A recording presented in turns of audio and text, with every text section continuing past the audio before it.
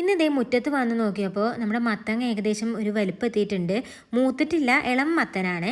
അപ്പോൾ മത്തനൊക്കെ നോക്കി നിൽക്കുന്ന സമയത്താണ് ഞാൻ ആലോചിച്ചത്, ഒരുപാട് മത്തൻ്റെ ഇല ഉണ്ടായിട്ടുണ്ടല്ലോ നമ്മുടെ നാട്ടിൽ. മലപ്പുറംകാരെ വീട്ടിൽ പ്രത്യേകിച്ചും താളിപ്പ് എന്ന് പറയുന്ന ഒരു ഐറ്റം എന്തായാലും ഉണ്ടാവും കേട്ടോ. ഒരു ദിവസത്തെ ചോറിന് കറിക്ക് ഒന്നില്ലേ മത്തൻ്റെ ഇല ആയിരിക്കും, അല്ലെങ്കിൽ കുമ്പളത്തിൻ്റെ ഇല, അല്ലെങ്കിൽ ചീരേൻ്റെ ഇല, മുരിങ്ങേൻ്റെ ഇല, അതുകൊണ്ടൊക്കെ താളിപ്പ് വെക്കാറുള്ളത്.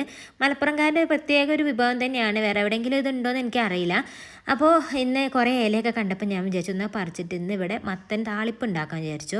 അപ്പോൾ അതേ കുറേ ഇലയൊക്കെ ഞാൻ പറിച്ചിട്ടുണ്ട്. വലിയ മൂത്ത ഇലകളൊന്നും നോക്കി നമ്മൾ പറിക്കില്ല കേട്ടോ, ഇലമിളകൾ നോക്കിയിട്ടാണ് പറിക്കുക.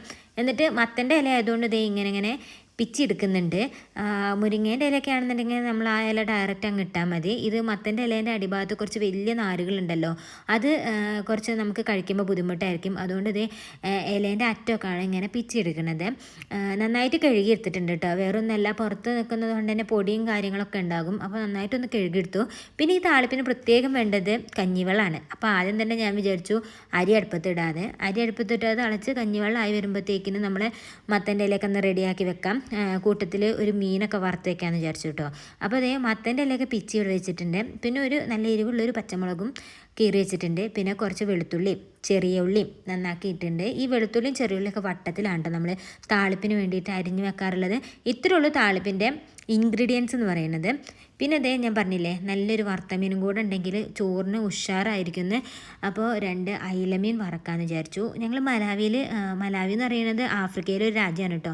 അപ്പോൾ ഞങ്ങൾ മലാവിയിലാണ് താമസിക്കുന്നത്. നമുക്ക് അപൂർവമായിട്ടാണ് ഇങ്ങനെ മീനൊക്കെ കിട്ടാറുള്ളത്. അപ്പോൾ മീൻ കിട്ടിയത് കൊണ്ട് കൈയോടെ തന്നെ 2 മീൻ വറുത്ത് വെച്ചിട്ടുണ്ട്. ഞങ്ങൾ 2 പേരല്ലേ ഉള്ളൂ, അപ്പോൾ 2 എണ്ണം മതി എന്ന് വിചാരിച്ചു.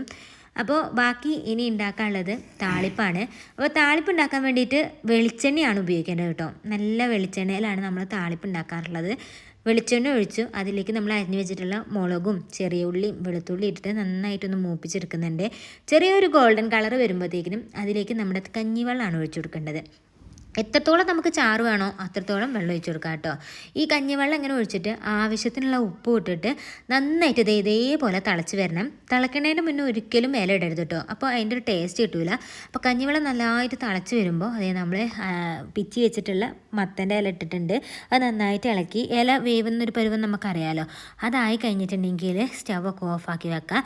നമ്മുടെ താളിപ്പ് റെഡി. ഇത്ര പെട്ടെന്ന് നമുക്ക് ഒരു കറി ഉണ്ടാക്കാൻ പറ്റുമെന്ന് പറഞ്ഞാൽ അത് താളിപ്പ് തന്നെ ആയിരിക്കും കേട്ടോ. വേറെ കൂടുതൽ ഇൻഗ്രീഡിയൻസ് ഒന്നും വേണ്ട. അപ്പോൾ ചോറും വറുത്തമീനും താളിപ്പൊക്കെ ഉണ്ട്, ഇതൊക്കെ കൂട്ടിയൊരു പിടി